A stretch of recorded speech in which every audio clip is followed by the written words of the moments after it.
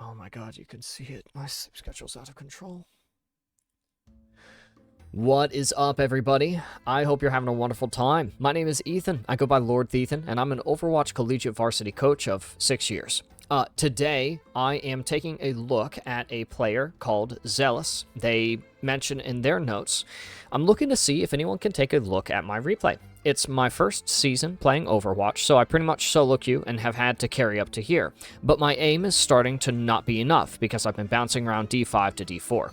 I had decent damage stats, a little too many deaths, but teamfights felt scrambled. My positioning felt okay, but then again, I don't know what excellent positioning in Overwatch feels like. They submit the replay code and obviously mention here that they're like dancing back and forth between like the kind of the lower segments of time. And don't worry, I'm actually right there now too, myself. So it's a tough season to really find a lot of success consistently in your games.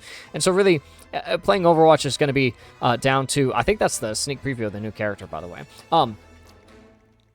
And so at the end of the day, it's just about, playing each of these games, best you can as consistently as possible, or at the very least, at the very least, if you can't win, right, then, just keep your chin up and try to make sure that you're, taking new things away from each game.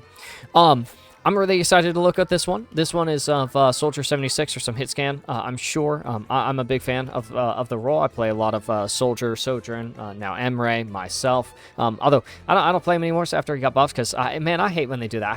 I hate when they take the characters that I really like and they make them easy to play, which is what happened with Emre. I don't think he needed 3 buffs in a row. I didn't think he needed buffs when he launched. I thought he was good. Okay. Yeah, as you can see, this is also a long VOD, so we're not going to do much pausing, not much going back, not much zooming out and looking at things. There's a lot that we'll be able to take a look at.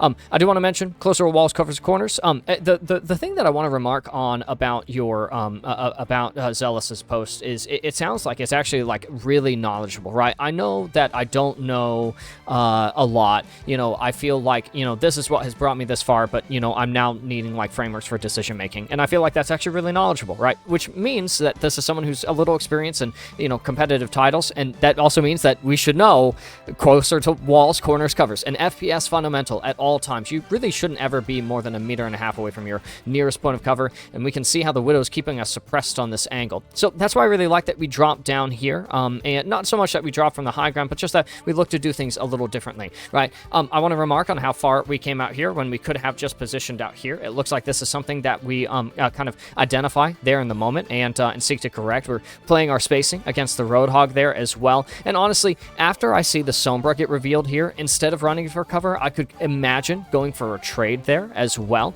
It looks like we're setting up to follow up on her. And yeah, perfect. All right, so we managed to contribute to that elimination.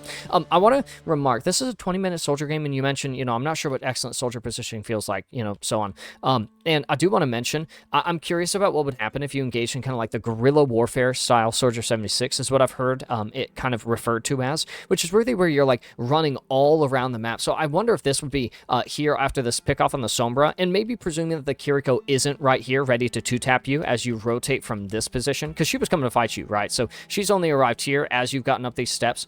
So you really only had a little bit of time after killing the Sombra. You would have had to immediately decide to run around over here. But I think that that's an option for you, and I'm going to be really interested to see if we get to watch Zelus over the course of this map really play some angles that you wouldn't typically see Soldier 76 play, or run back and forth across the map in a way that is like really kind of obnoxious to go up against. Really nice aiming and tracking. I'm actually really impressed by the mechanical output, and I really like this. But you're down to your heal pad now, right? So one of the things that I want us to understand is like that Overwatch is about advantages and disadvantages. So when we're going for the repeak on the Widow, who has her SMG, right, more than one firing mode, it's not just about scoping down, scoping and taking the shot, charging up that bullet, but also, she can SMG, she can lay down her Venom Mine, which she does. I think our heal pads are just a little bit too early. I think we're placing them before we're taking like enough damage to place them, because once you're down that heal pad, you are disadvantaged, especially if they still have their cooldowns, or again, other firing modes, or even another person up there, right? There was a Kyrie and a Widow up there, and they were all regulating this angle. One of the reasons that I'm going to seek to have Zelus all over the map is because you really should be changing your position, like every 8 to 12 seconds. Because the longer you stay in one spot, the more of an idea they're going to have on how to push you out of that spot, how to kill you out of that spot, how to pressure you out of that spot, or how to use their cooldowns to take that spot, how to occupy it, right? All manners of things. And generally, the higher up ladder you go, the more fast they're going to be able to develop these plans, or the more they already, the more rounded out plans they've already generated, right? So when it comes to playing the same way, multiple consecutive fights, or I break fights down into fight phases as well, so multiple consecutive fight phases, I implore us to do things differently. We've now seen us go for the high ground 2 consecutive times, and I really like that, by the way, but there's more high ground than just this position, right? We also have over here, we also have over here, and at the end of the day, you don't have to play the high ground. I don't care for playing on the low ground generally, but if you have to play on the low ground because that's where the damage and the safety is, because they're on the high ground and now they can't see you unless they try to go for the really hard shot like that, right? Then that's a-okay too, right? And so so that's one thing that could possibly help us, is just making sure that we're not only moving every, again, I think it's 8 to 12 seconds. I think I break Overwatch down into periods of 8 to 12 seconds, but also by saying, okay, I was up there, now I'm not. Going back up there is doing the same thing. I want to do something different.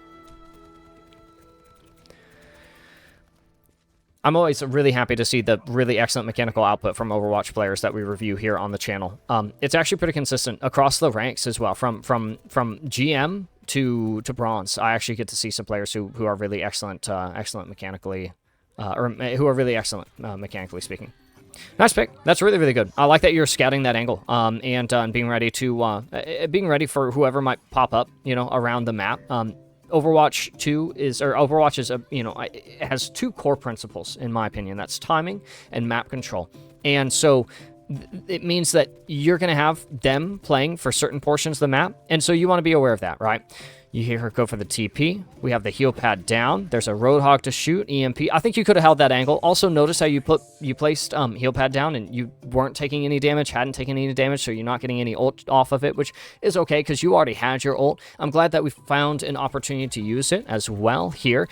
This is where, honestly, although a drop isn't necessarily a good idea here, it's possible that an ult, even a little earlier from somewhere over here, might have been pretty advantageous. Or, honestly, I would probably just stay up here and rip it as soon as the fight begins. Not gonna lie, I would probably rip it even earlier. I'd probably ult like right about now, because even if you don't get picks with it, it's still a great way to make sure that you're buying time off the point. That's time that they're not moving it. And yeah, I don't like us unpeaking from that window. I think that gives us some of our best follow up. But our team is there. We're committing other ults to this fight, which is really good. Whatever it takes, man. I mean, the point isn't moving, which means they aren't winning and you aren't losing, right? Which is really, really important. Those are little advantages, or I guess those are really big advantages, right? Built off of the little advantages and disadvantages. So we are back to maintaining this position. It's going to be what kind of compels us to drop. Again, there's this whole section over here. There's this section over here. We've only been over here. You could always come down over here and pelt them here and then run up here. Soldier has such excellent mobility. And so when I described the guerrilla warfare style Soldier 76, it's where, it's where you're up here and you're like, haha, look at me, I'm shooting you. And then you run all the way over here. And you say, haha, look, I'm shooting you from over here now. And then you rocket jump onto one of these boats and you say, oh, look at me, I'm over here now, right? And then it's almost like you're playing Tracer, but at ranges that are more appropriate for Soldier 76 than are for Tracer, right? So it's a really obnoxious playstyle because you often end up, if you're the team going up against it, you often end up being, or saying something along the lines of, guys, there's a soldier in the back, guys, there's a soldier in the back, guys, there's a soldier behind, right? But wouldn't behind their team also be a little bit nicer of a place to be than in front, behind your Roadhog who is getting shredded, so that the only option you have is to move further and further back into damage and pressure timings and cooldown timings like the hook and the virus that only benefit them and against which you have very little recourse, right? If you back up, all you can do is walk backwards into the place that they want to continue to control, right? If we're thinking map control. But if you are finding opportunities to swing wide to the left, to the right, open up an opportunity to go in, play the Guerilla Warfare style Soldier 76. And by the way, it's not just Soldier 76. My policy across the board, go check out all my other videos, is it is always better in than out, right? This is excellent. It's in. It's a little too close in, by the way. We're not playing our range, and that's why we end up back out. We end up on the objective, which, by the way, in an FPS title acts as an obstruction, right? You can't shoot people on the other side of the objective. That's what we saw there on the bridge for second point.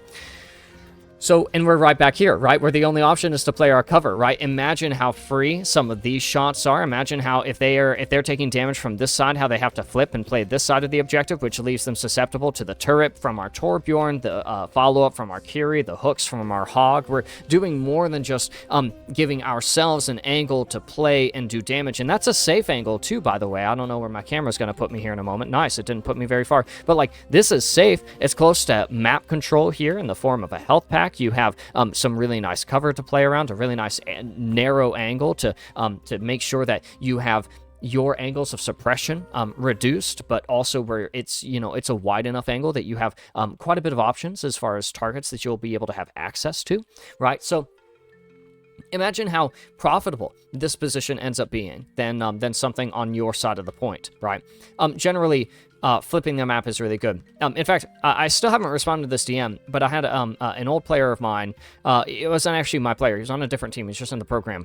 But he was in the program. Ended up doing some pretty high level Faceit stuff, and is now I think with an expert team, maybe high expert, low masters, and.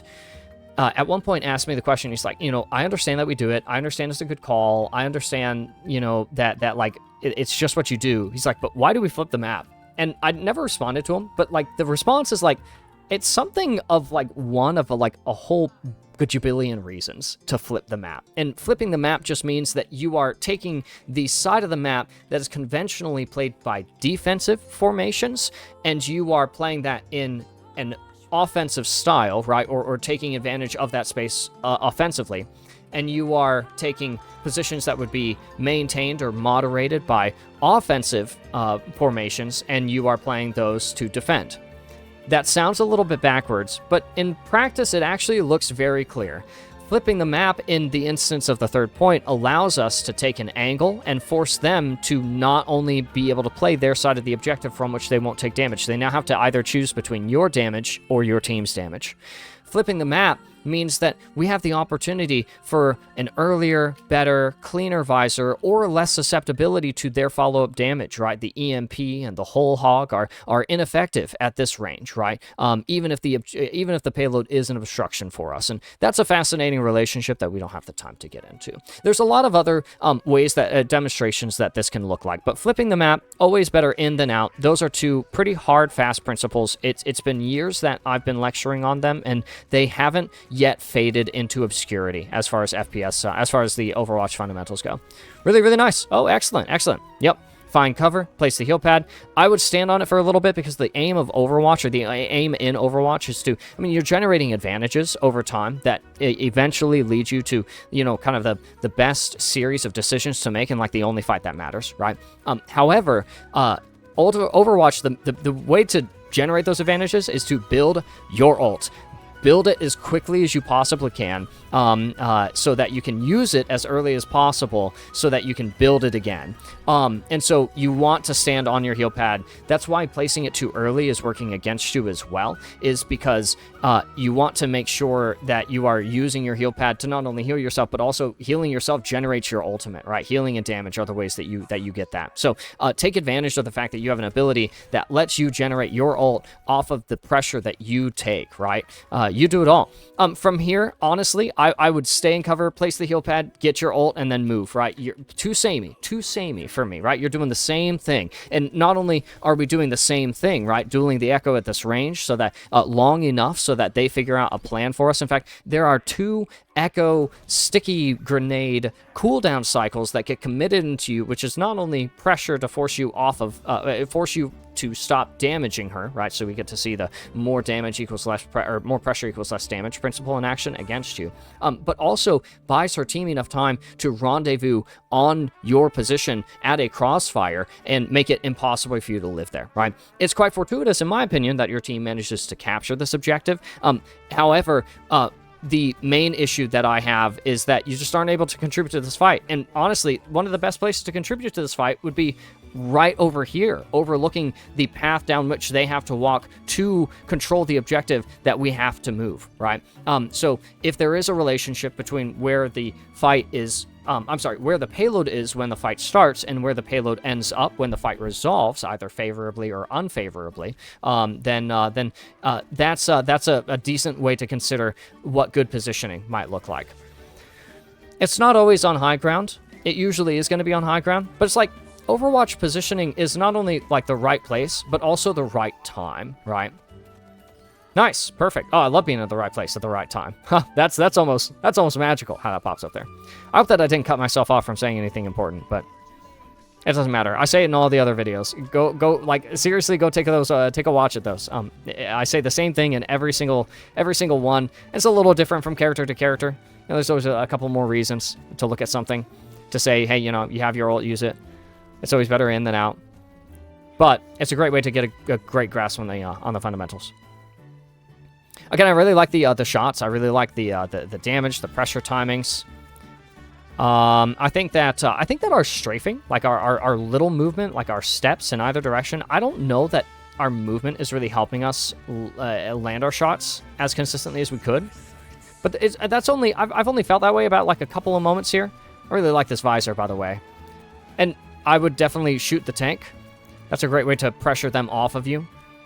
And I also understand that, like, you want to, you know, be like, okay, we'll shoot the tank's healers, you know, so that the tank eventually dies. But generally shooting the tank is really good.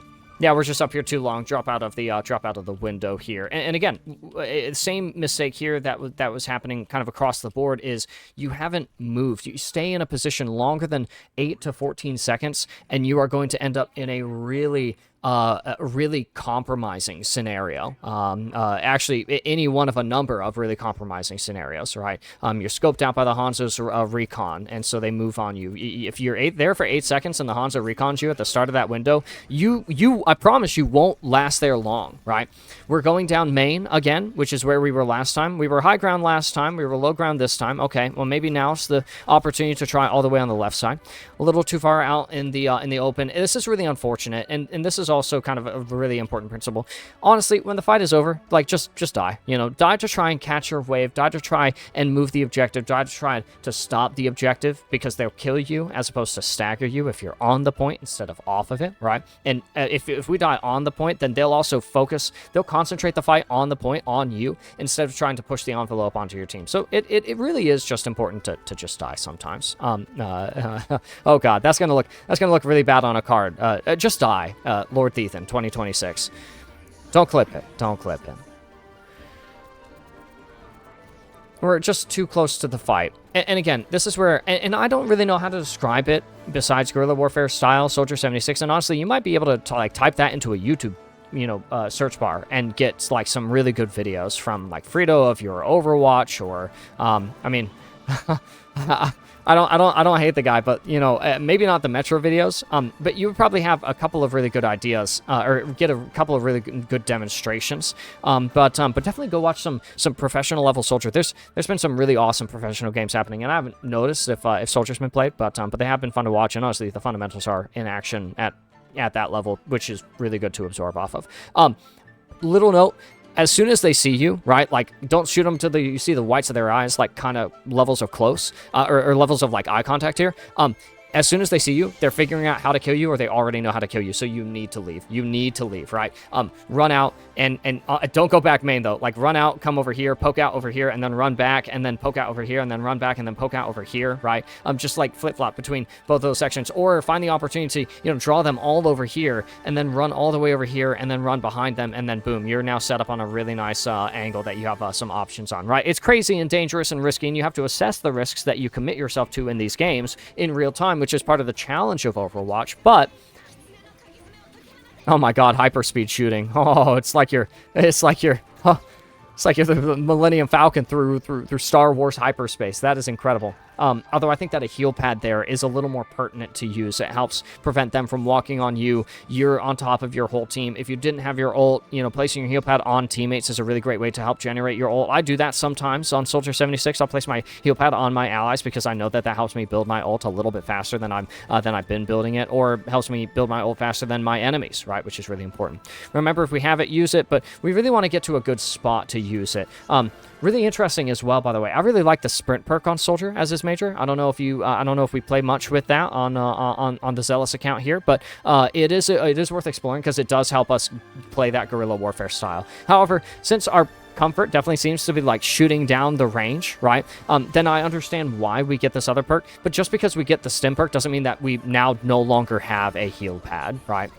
Oh my god, like, heal pad. It doesn't save you. But also, it's interesting how, like, imagine how much longer your Reaper sustains. Imagine if you get the chance to live long enough to get a Suzu, right? Those are little advantages and little disadvantages. This is the exact kind of stuff that I alluded to at the very beginning of the VOD review that are becoming very pertinent in these fights, right? Which is the, do the little things that help us win fights over time. Right, and that's gonna be the things that help us build our ult, the things that help us enable our teammates, right? Like the Reaper to live, like you to live long enough to be helped by your teammate, right? Because that collaboration works both ways. Really got to find a new angle, but it's too samey for me, right? Notice that we've taken these fights a couple of the same ways several times. We have totally we really, I think that this side is difficult to utilize, but I think that this side has gone underutilized of the map. And I'll say at the end of the day, you could also probably just like swap to Junkrat, dive bomb in, swap to Pharah, look for some pressure. You could go, to Mei, to wall and isolate and divide, conquer, and self-sustain. Dying with our ultimate is really, really tough, though. So honestly, at one point, maybe you don't even have to shoot and compete. Maybe, honestly, you just sit there and wait a little bit longer for your team to find an opening, or for you to, for it to become clear, right? Based on the way that your team is playing, based on the advantages that you see them accruing, or the disadvantages that you see imposed on them, right? Maybe that's how you figure out what your timing is there, right? Because your best opportunity for a Visor in that last fight where we died wasn't going to be right at the start. It was going to be after the point where we died, I think. But you have to live long enough to get there. But that doesn't mean that you have to be doing anything the whole time. You could either just like sit back, right, and kind of wait for that opportunity, or you could, again, bounce from side to side where you're not even like going left and poking and shooting and going, hey, I'm over here. Maybe you're just going left to make some noise, check out if it's a safe spot to ult from, and then depending on if it's not, you go over to the right, right? Again, I think that right side did go underutilized, but it's also, it cannot be understated how difficult Rialto third point is. It's not even technical like I would say Eichenwald is. Eichenwald, I think, is a very technical map. Okay, yeah, I don't mind that stim pack usage. But Rialto is an incredibly difficult third point. It is so incredibly challenging. Oh, wow. Okay, wow. They are chasing you. They're chasing you. Yeah, so after this, I'm thinking to myself, okay, you guys want it that bad? Fine. And then I'm running over here. Timing and map control, right? So if we are controlling the map on a timeline where they are able to push us out of that map, right? Basically, I want to be at a different spot, or at a spot at a time where they're not able to play that spot, or at a time where they are in a spot, I want to be in a different position. Hopefully that word slot makes sense. And again, it means running to get there. You don't have to spend your valuable, precious time trying to shoot them in a position in the map that they control, landing hard bullets, like when you could be continuing to run all the way around, right? You could run through here, you could go inside, up the stairs, make this a more even matchup, although that's actually, this is actually kind of scary, right? Although, honestly, like, shooting the two of them from the low ground here is even scarier to me, right? So, oh, man, and we're playing in Maze effective range. We're playing a little too close to the Reinhardt. I like that pick, but, you know, we're also walking towards our targets here, right? Yeah. So our spacing is just a little bit rough. Yeah, walking at the Mei there definitely gets us killed, right? Because we take damage from her, a little damage from them. We don't grab the mini pack after taking cover. We actually still get the kill on her just by Helix rocketing the ground there where she ends up landing, although I understand they want to play for picks. However, for as much of an advantage as it is to get an elimination, it is an encumbering disadvantage to die or lose a teammate or honestly be down like an important cooldown, but the cooldowns will still regenerate, right? At this point, we are going to run out of time and we are going to run out of warm bodies to take angles that make the objective easier to play. And then we have our visor. We just stimmed ourselves. We have to let a rip on that ult. And if we're going to rip our ult, then we should probably save our visor. Oh man, it's so tough as well because we're playing on the objective. But pretty much as soon as my tank is, like, as soon as I see my tank here, I am dashing to the high ground, especially since I'm 99% to my ult. So one of the important ideas for Overwatch is when it comes to your ultimates, right? Again, the policy is if you have it, use it. If you can't find if you don't have a reason to use it, find a reason. If you can't find a reason, then make a reason, right? And at the end of the day, the point of the game, if each map, the main goal should be build your ult as quickly as possible, right? And so, where am I going with this? It's been a long day, guys.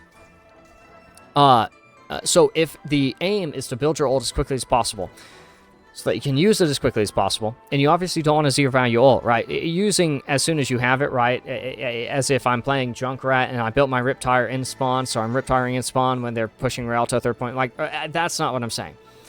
But you want to use it at the earliest window. Usually ulting first is going to force them to make a decision or force ults or cooldowns of themselves, right? Or from them.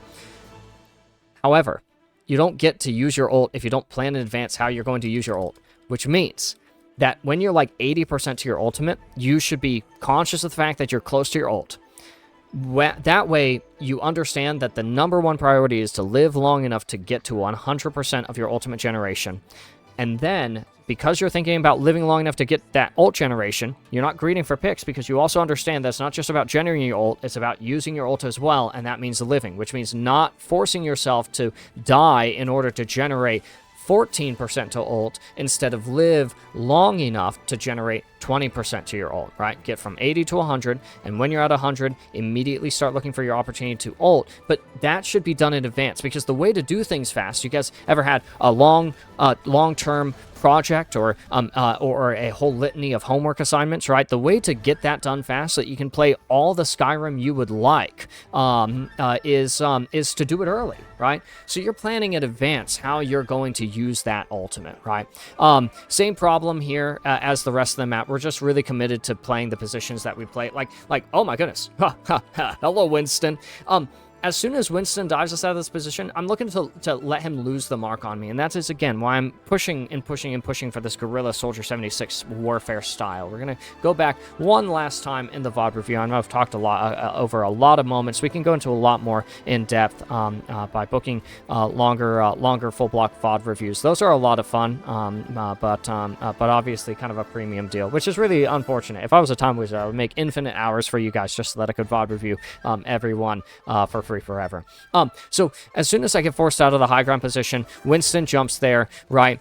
He then sees me. Remember, if they see you, they know how to kill you. Sombra heads up with the virus. I haven't had the opportunity to say this yet, but damage ramps up very quickly in Overwatch from insignificant to significant to lethal, right? And so this is an insignificant damage of instance of damage. We have to grab the mini to make it to keep it that way so that it doesn't very quickly become a significant instance of damage, which it now has because of our insistence, our stubbornness to play this angle. This doesn't help you generate your ult, right? Running back here and grabbing the mini and then going to compete for this high ground as soon as they take this high ground, so that you force them to decide, oh, should I leap to this soldier on the high ground, or should I continue fighting on this high ground and play for the objective? When you give an Overwatch player the option between two choices, a good one and a bad one, I said this all the time in my old VOD reviews, and a lot of that is actually so pertinent, although those are long streams. But if you give an Overwatch player that option, what do you think they're going to pick? Every single time. Every time. I promise you, as an Overwatch player with over, I mean, I've got like 7,000 hours on this account. I'm not joking. And I have even, I'm almost up to 10K hours coached. I have even more watched, played, you know, yada, yada, yada. I promise they're going to make the bad choice. Guys, this one was a little bit of a longer one, and my dedication is to try and keep these a little bit short, to only talk over the length of the game, and it's so challenging to fit everything that I want to say, especially since I'm so long-winded. It takes a lot of words to deliver my ideas, but that's because I want to speak with precision. Ultimately, at the end of the day, it's not precision that we are needing a little bit of confidence and a little bit of knowledge in for Zelus. Zelus, I can't tell you, I mean, I could tell you exactly how to play that version of Rialto, but I promise you will never play another game like the one that we just watched. At the end of the day, all that we've got are our principles, and it looks like Zelus has a really strong set of FPS principles and fundamentals that they can adhere easily enough to. However, what we need to learn is positioning in Overwatch, and the best way to do that is to go and position, and then reposition, and then reposition, and then reposition. Where is my next good spot? 8 to 14 seconds, right? I would say 8 to 12, but 14 if you're wanting to be really generous with some of the cooldown cycles. That's about the window of time where, well, anyways, I've said it all before. 8 to 12 seconds, you're looking to move, and then move again, and then move again, and then move again to your next good spot, your next safe spot, your next advantage spot, the next spot that you don't have to get disadvantages in, right? So on and so forth. The aim is really great, and it makes sense why we've gotten to see, or why Zelus has gotten to climb all the way up to Diamond, and why this is starting to be the bottleneck of the knowledge and skills that are required to play Overwatch. At the end of the day, don't worry, it's still an FPS title. The same way that you have to play the map, right, and not only play the same positions in Call of Duty and Valorant and all the other FPS titles, you still have to do it in Overwatch. It means, Zelus, that your climb is going to be a fairly efficient one. Guys, a huge shout out goes to Zelus for allowing us to examine their gameplay and share a little bit of insight. As always, if you would like to have your your gameplay reviewed for free on the channel, feel free to email this email address that you see on screen. It's important to note that you have to include the replay code, and it has to be a good sample of your gameplay, no steam rolls. Your IGN, your current rank and division, roles, heroes, any competitive goals, and any pertinent insight in the match itself, or any specific questions that you want to have answered. You can also fill out the form that is in the description below. Guys, for affordable, professional standard coaching, feel free to DM Lord Ethan on Discord for full block, one-on-one VOD review and discussions, team or groups or VOD reviews, scrims. I'm comfortable with it all. And as always, guys, thank you so much for watching. Thank you so much for all of the support. If you're new to the channel, thanks so much for sticking around. If you're a regular, I'm so grateful to you for watching. If you're a hater, leave a comment. I want to have you guys around. And if you're just along for the ride like myself, then stick around. It's gonna be pretty legendary. There's nowhere else to move but forward, and hopefully for some of us in terms of rank that involves upward as well. As always, guys, leave a like, comment, subscribe to the channel, enable notifications so that you can see the instant that new videos premiere, and thank you all for watching. Remember to be good to each other, be fair to yourselves, and I'll see you guys on the next one.